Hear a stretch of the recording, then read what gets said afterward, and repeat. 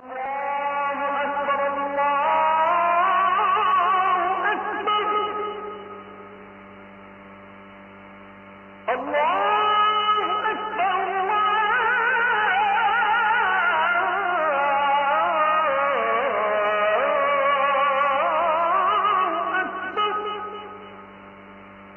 উপলক্ষে ওযুর মধ্যে আমাদের বেশ কিছু ত্রুটি হয়, যার কারণে অনেক সময় ওযু হয়ই না। শীতের সময় আমাদের ত্বকটা শুকনা থাকে, চামড়াটা সাধারণত কি থাকে, একটু শুষ্ক থাকে। তো যার কারণে আপনি যদি পানি দেন, দেখবেন যে শুধু পানি দিয়ে দিলেই ভিজে না, একটু ভালো করে কি লাগে, ডলতে হয়। বিশেষ করে কয়েকটা অঙ্গ, দুই পায়ের গোড়ালি, এগুলো দেখা যায় যে শুধু আপনি টেপের সামনে পা ধরলেন তাতেই শুকায় যায়, ভিজে যায় না, বরং শুকনা থাকে, অনেকের পা ফেটে থাকে। এই জন্য এটাকে ডলে ডলে কি করতে হয়, ভেজাতে হয় এবং ধুইতে হয়, পানি লাগাইতে হয়। কারণ ত্বক যদি শুকনা থাকে ওযু হবে। অনেকের দেখবেন যে শীতের সময় কোন রকম এরকম টেপ দিয়ে পানি এভাবে মেরে দিয়ে শেষ, কোনোই শুকনা থেকে যায়। এই জন্য এগুলোকে ডলে ডলে ধোয়া। অনেকে আছে মুখ ধোন কোন রকম তাড়াহুড়া করে, কানের লতি, এই যে গোড়ার অংশ, চুলের অংশ, গোড়া, এগুলোতে দেখা যায় শুকনা থেকে যায়।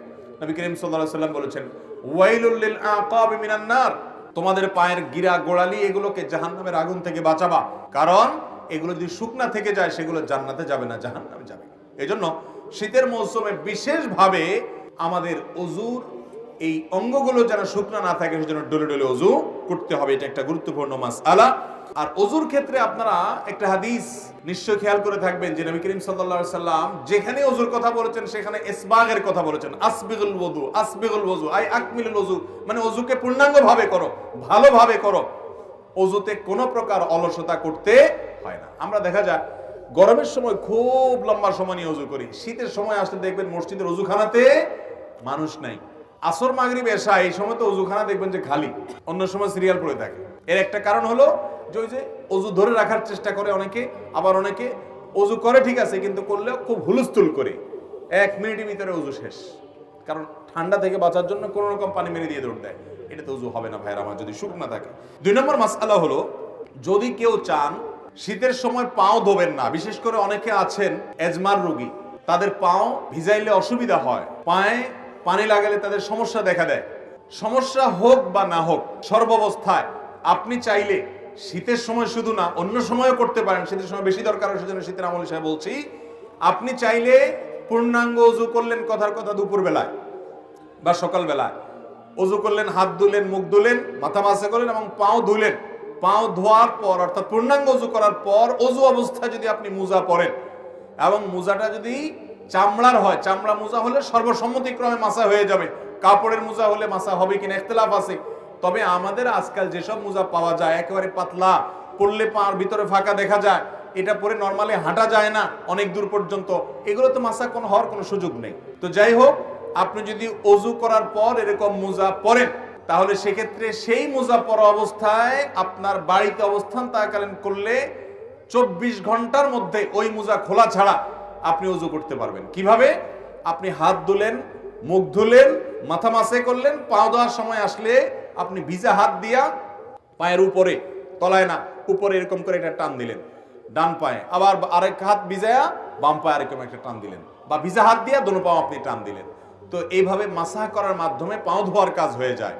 এবং এটি আহলুস সুন্নাহ ওয়াল জামাতের গুরুত্বপূর্ণ একটা আকীদা যে তারা আহলুস সুন্নাহ ওয়াল জামাতের সকলেই মাসাল খুফাইন বা মুজার উপরে মাসা করাকে জায়েজ মনে করে।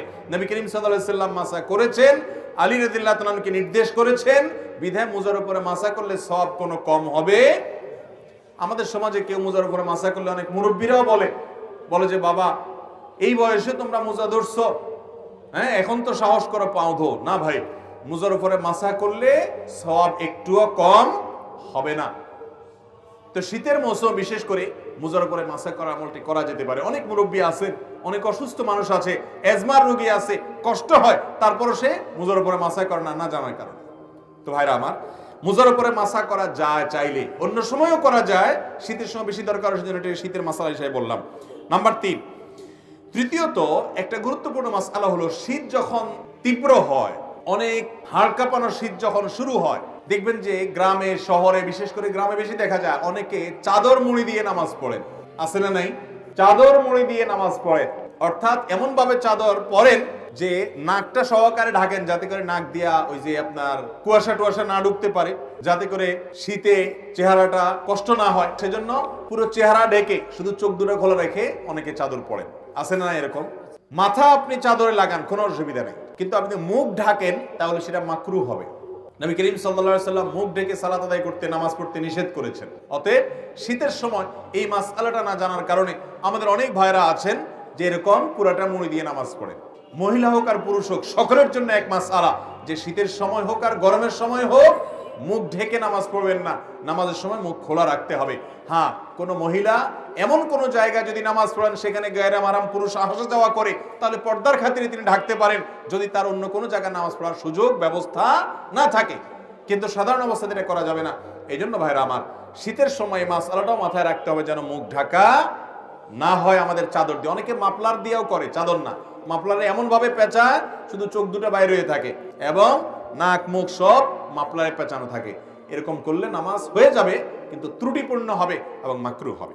নাম্বার 4, অনেকে শীতের সময় জ্বরের কারণে অথবা ঠান্ডা লাগছে, প্রচন্ড সর্দি হয়েছে, এই জন্য তিনি নামাজ পড়েন না।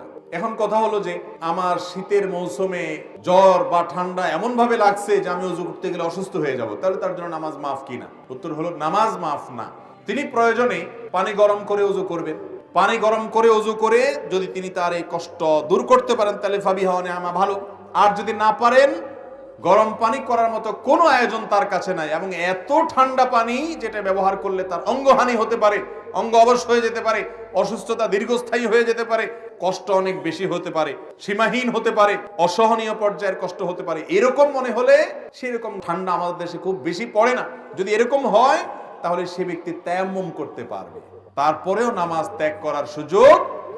ইসলামের সবকিছুর বিকল্প আছে, নামাজের কোনো বিকল্প ইসলামে। আপনি সফরে আছেন, রমজানের রোজা রাখতে পারছেন না, অসুস্থ হয়েছেন, রোজা রাখতে পারছেন না, অসুবিধা নেই, অন্য সময় রেখে দিলে চলবে। নামাজের মধ্যে এটা চলবে?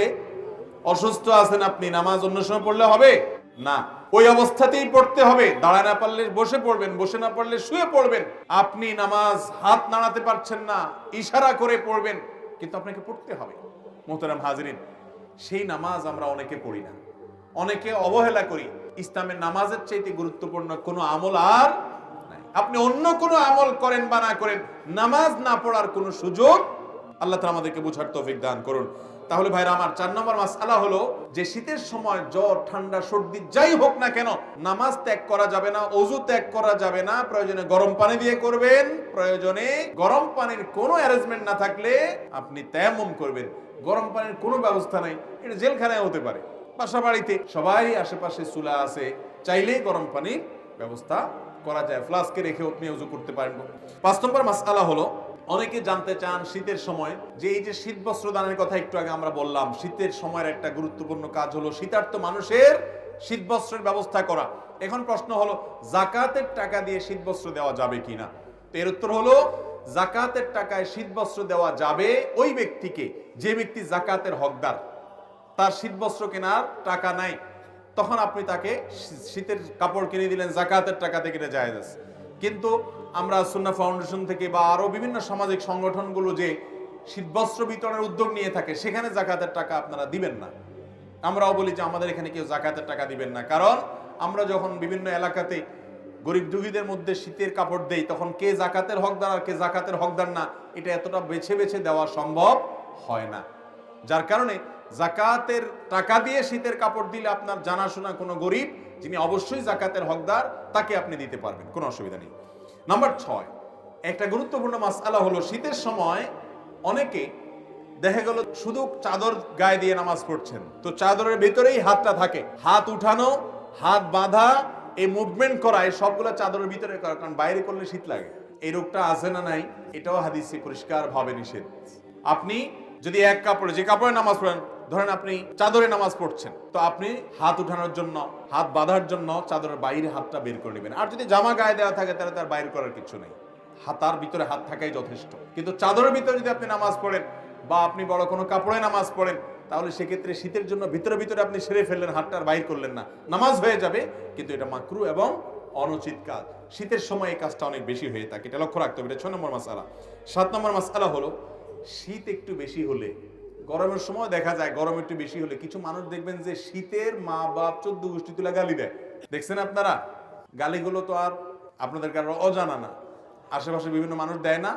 মা তুলে বাপ তুলে, শীতের আবার মা বাপ আছে, সে মা বাপ তুলে মুখ খারাপ করে, লানত দেয়। তিরমিজির হাদিসে রাসূল করিম সাল্লাল্লাহু আলাইহি ওয়াসাল্লাম বলেছেন, কোন ব্যক্তি যদি এমন কোন বস্তুকে, আল্লাহর এমন কোন সৃষ্টিকে যদি লানত দেয় যে লানত পড়ার ক্ষেত্র না, তাহলে সেই লানতটা তার উপরে বর্ষণ পায়। ভাইরা আমার আগের বক্তা আলোচনা করছেন রাগ দমন করা নিয়ে। এসব ওয়াজ হয় না আজকাল, দরকারি ওয়াজ ভাই।